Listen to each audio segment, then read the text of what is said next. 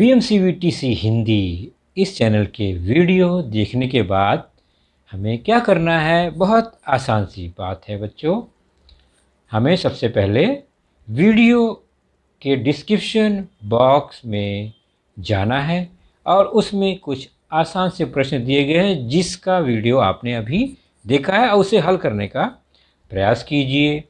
उसके बाद उसी डिस्क्रिप्शन बॉक्स में इस वीडियो से संबंधित अपने मत व्यक्त कीजिए। गूगल फॉर्म द्वारा एक छोटा सा लिंक दिया गया है, उसे क्लिक करिए और उसमें एंट्री करिए। और अंत में जाते जाते हमें इस चैनल को लाइक करना है, सब्सक्राइब भी करना है ताकि आने वाले वीडियो की जानकारी आपको मिलती रहे। तो है ना आसान सा काम? चलिए देखते हैं अपना वीडियो।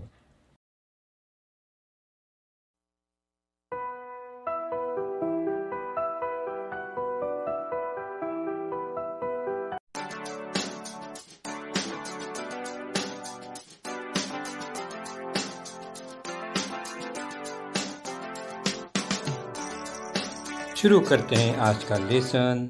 और आज का हमारा लेसन है कक्षा 8वीं से।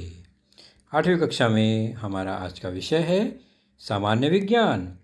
और सामान्य विज्ञान विषय के अंतर्गत हम आज जिस लेसन पर चर्चा करेंगे वह लेसन है आपके पाठ्य पुस्तक से पाठ 3, बल तथा दाब, फोर्स एंड प्रेशर, जिसका दूसरा भाग आज हम देखेंगे। और दूसरे भाग में कौन से घटक होंगे? बैलेंस्ड एंड अनबैलेंस्ड फोर्सेस, संतुलित असंतुलित बल। और जबकि इसके पहले हमने चर्चा की थी संपर्क व असंपर्क बल पर।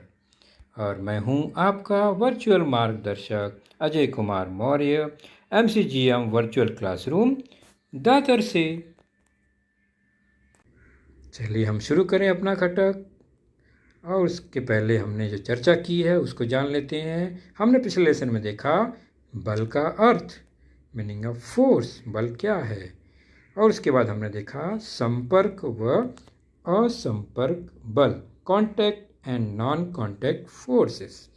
तो बल के प्रमुख प्रकार को हमने इन 2 गटों में विभाजित किया था। तो हमने समझा था कि किसी भी प्रकार के से किसी पिंड या वस्तु को खींचने के लिए, आकार बदलने के लिए, उसकी गति कम करने के लिए, रोकने के लिए या दिशा बदलने के लिए जो भी जोर लगाया जाता है उसे हम बल कहते हैं। तो यह जो एक राशि है यह बल कहलाता है। और हमने बलों का विभाजन 2 घटों में किया था। एक तो प्रत्यक्ष संपर्क के कारण प्रयुक्त बल, जिसे हम संपर्क बल कहते हैं, और एक बिना संपर्क यानी बीच में दूरी हो तो भी प्रयुक्त बल हो, जिसे हमने असंपर्क बल विभाजित किया था। तो ये 2 प्रमुख मुद्दों पर हमने चर्चा कर ली थी। अब हम आगे बढ़ेंगे, कुछ उदाहरण को देखेंगे और अपने नए टॉपिक की ओर बढ़ेंगे जिसमें बल यह प्रमुख मुद्दा है हमारा। देखिए इस घटना को और देखिए ऐसा क्यों होता है। टेबल है, टेबल पर एक हमने धागा या रस्सी लटका दिया, उस पर एक बॉक्स का बेस है उसको हमने चिपका दिया रस्सी पर।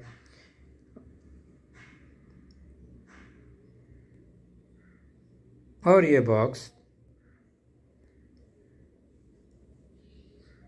अपनी जगह पर स्थिर है क्योंकि उस पर कोई बल नहीं लग रहा है, वो अपनी जगह पर है। उस रस्सी पर दोनों तरफ समान द्रव्यमान वाले वजन लटका देते हैं जिससे वह नीचे की ओर खिंचता है, यानी बल लगता है। दोनों तरफ बल लग रहे हैं, दोनों समान है। एक F1 है, एक F2 है, दोनों समान है तो कोई फर्क नहीं पड़ता है। आसानी से स्थिर अवस्था में ये लटके हुए हैं, बॉक्स भी वहीं पर है। लेकिन ऐसी स्थिति में जब कुछ नहीं हिल रहा है, मतलब ये संतुलित बल लगा हुआ है, कोई मूवमेंट दिखाई नहीं दे रहा है। जैसे ही हम दूसरा बल F2 है इसको कम करते हैं, छोटा गोला वजन कम कर दिए, अब क्या होगा? अब जो है F1 का वजन बढ़ा हुआ होगा, तो धीरे धीरे बॉक्स सरकेगा F1 की ओर। क्यों सरका ये? क्योंकि F1 की तरफ बल ज़्यादा हो गया, मतलब यहाँ पर असंतुलित हुआ, तो इस तरह से ये घटना हो गई। और ये किस तरफ सरका? जिस तरफ अधिक बल था। तो कम और अधिक बल होने के कारण यह जो बल लगा बॉक्स पर वह एक असंतुलित बल लगा, जिसके कारण हमें मूवमेंट या डिस्प्लेसमेंट दिखाई दिया। तो संतुलित और असंतुलित बल आपको समझ में आ गया है। असंतुलित बल मतलब जब बल कम अधिक मात्रा में हो जाए तो वह असंतुलित हो जाता है। तो बॉक्स पर बल कितना लगेगा? दोनों बल के बराबर नहीं, दोनों बल के अंतर के बराबर। अगर F1 10 है, F2 8 है, तो अंतर हुआ 2, तो बॉक्स पर 2 बल लगा। 2 इकाई जो भी है न्यूटन, उतना बल लगेगा।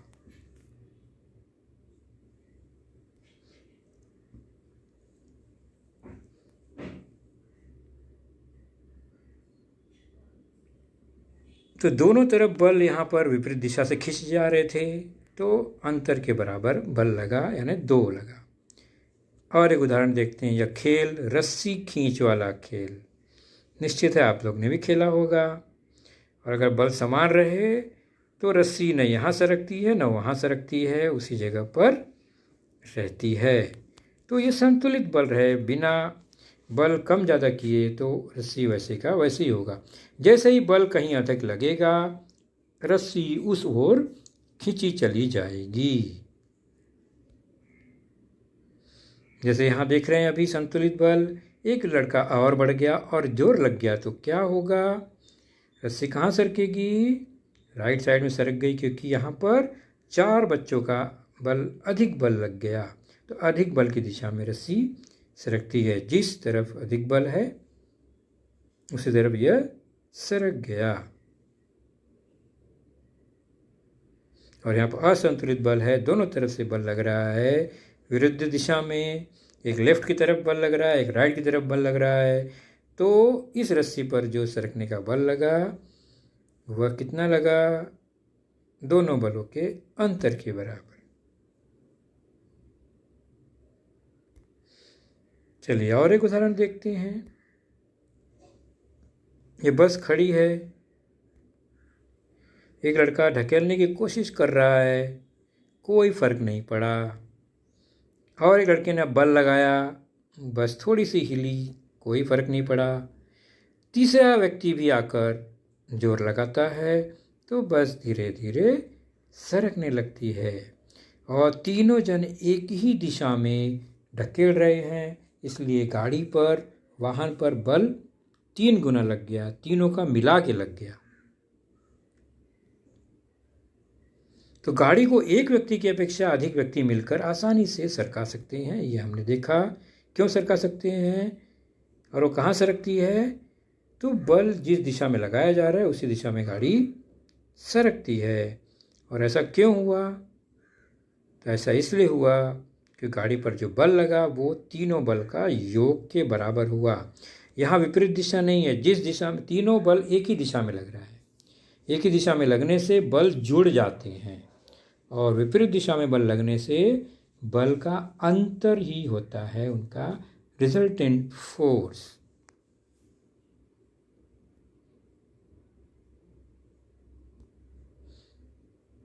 तो इन तीनों उदाहरण में हमने क्या पाया कि यदि एक ही पिंड पर, वस्तु पर 2 बल विपरीत दिशा में लगाए जाएं तो पिंड पर प्रयुक्त बल का जो परिमाण है वह उन दोनों बल के अंतर के बराबर होता है। विपरीत दिशा में है इसलिए बलों का अंतर ही परिमाण होगा बल का।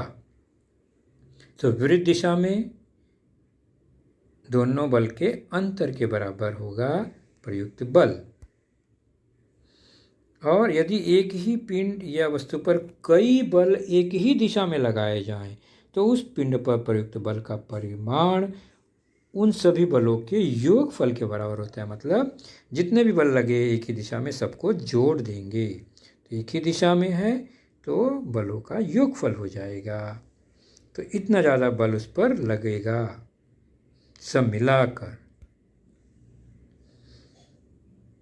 तो हमने देखा कि बल का जो परिमाण है बल को व्यक्त करने के लिए जो परिमाण है वह तो जरूरी है, लेकिन दिशा भी बहुत जरूरी है।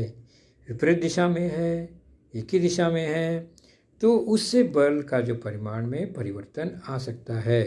तो इसलिए दिशा और परिमाण दोनों को मिलाकर ही हम बल को व्यक्त कर पाते हैं, और इसलिए इसको हम कहते हैं सदिश राशि, जहाँ पर दिशा महत्वपूर्ण भूमिका निभाती है। तो बल कैसी राशि है? सदिश राशि है।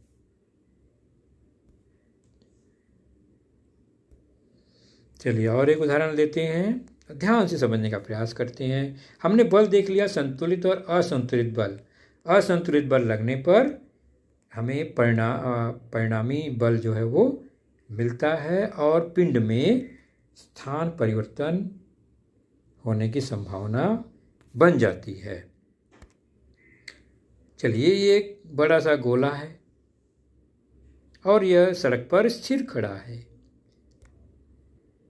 और कोई व्यक्ति उसके पास खड़ा हो कितने भी देर, वह गोला बहुत देर तक ऐसे ही अपनी जगह पर खड़ा रहेगा। लेकिन अगर कोई उस पर बाहर से बल लगाता है, उस गोले पर, जैसे कि यह व्यक्ति उसे उस पर बल लगा रहा है, तो क्या होगा? ये गोला मूव करने लगेगा और बहुत अधिक बल लग गया, गोला गति करता हुआ आगे ही बढ़ेगा, बढ़ता जाएगा। मतलब पहले तो वो गति नहीं किया, और जब गति कर रहा है तो वह रुकने का नाम नहीं लेगा जब तक कि इसे और कोई बल लगाकर रोका न जाए। यह एक सामान्य प्रयोग है। यहाँ पर हम मान के चलेंगे कि इसमें और कोई बल इसको रोकने का कोशिश नहीं कर रहा है। यहाँ पर ज़मीन पर रगड़ रहा है, घर्षण बल काम कर रहा है, तो कहीं ना कहीं जाके रुक सकता है। लेकिन घर्षण बल भी न हो, मान लो ये हवा में निर्वात हो, तब ये गोला चलता ही जाएगा जब तक कि उसे अलग से रोका न जाए। तो यदि पिंड पर कोई भी बाह्य बल न लगे शुरू में, तो वह हमेशा क्या रहना चाहता है? अपनी जगह पे स्थिर रहना चाहता है, पहली बात। लेकिन अगर वह गतिशील है तो वो गतिशील ही रहना चाहता है, यानी चलता हुआ पिंड चलना ही चाहता है और रुका हुआ पिंड रुके ही रहना चाहता है। इसी को इसका जड़त्व का गुणधर्म कहते हैं, इनर्शिया कहते हैं। जड़त्व मतलब कोई पिंड जैसी स्थिति में है वैसे ही रहना चाहता है। अगर रुका हुआ है तो रुका हुआ रहना चाहता है, और अगर वो गतिशील है तो गतिशील ही रहना चाहता है, जब तक कि उस पर कोई बाह्य बल न लगे। इसे जड़त्व का गुणधर्म कहते हैं।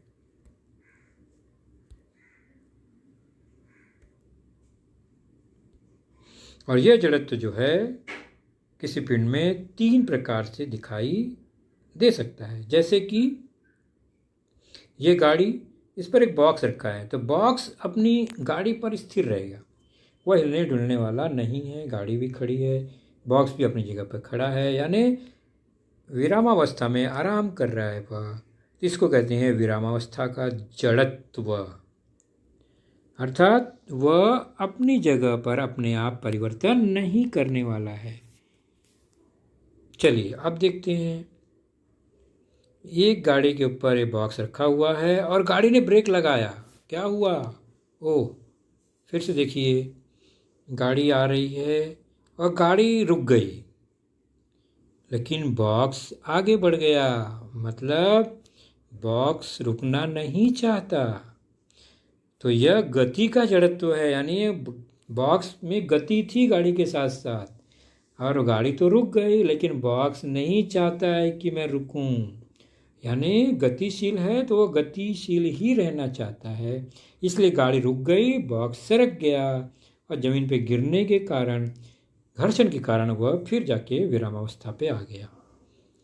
तो इसे कहते हैं गति का जड़त्व। आपने भी देखा होगा ना, बस में हम बैठे रहते हैं, ब्रेक लगती है तो हम आगे की ओर झुक जाते हैं। अब एक उदाहरण देखते हैं। ये गाड़ी ने टर्न मार लिया, राइट टर्न लिया, गाड़ी रुकी भी नहीं, तो भी बॉक्स गिर गया। ऐसा क्यों हुआ? इसे कहते हैं दिशा का जड़त्व। क्या होता है ये? ध्यान से देखिए।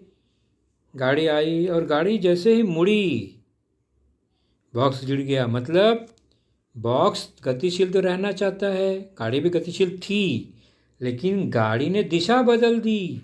बॉक्स दिशा बदलना नहीं चाहता, वो सीधा ही जाना चाहता था। तो इसे कहते हैं दिशा का जड़त्व। मतलब वो अपने आप अपनी दिशा को नहीं बदलना चाहता या नहीं बदल सकता।